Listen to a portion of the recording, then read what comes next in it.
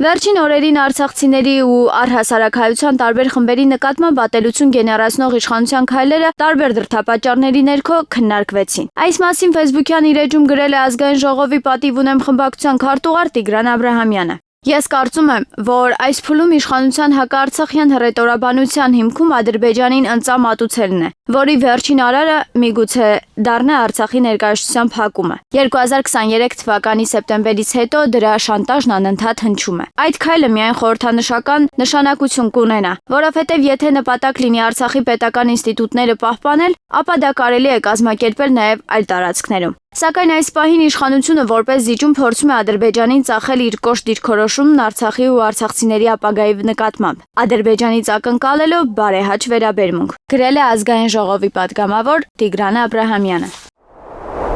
Իրավունք թերթը գրում է. Ազգային ժողովում Նիկոլ Փաշինյանի վերջին հիստերիկ ելույթը ըստ ԿՊԱ-կան աղբյուրների ամենևին պահի ազդեցության պոռթկում չէր։ Ասում են, Փաշինյանի անձնական ուշադրության ներքո սեփական հարցումներ է կազմակերպվել տարբեր մարզերում, ու արդյունքների համաձայն նրան փոխանցել են, թե ՔՊԻ ու անձամբ իր վարկանիշը մեղմ ասած ճանտրակուլի վիճակում է։ Այդ լուրը ըստ ԿՊԱ-կանների փոխանցել են նրան նիստի գալուց առաջ։ Ու հենց դա էր պատճառը, որ վերջինս ընկել էր ցայտնոտի մեջ։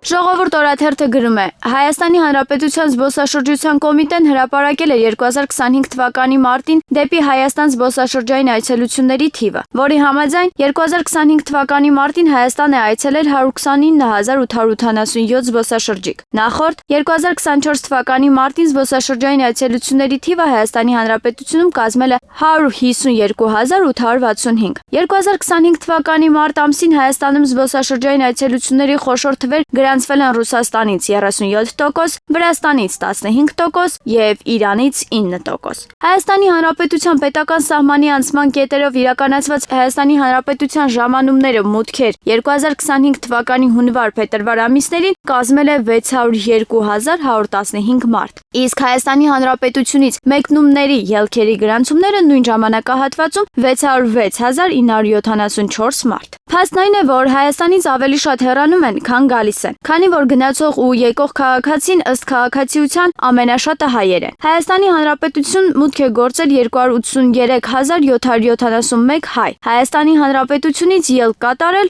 265.763 մարդ։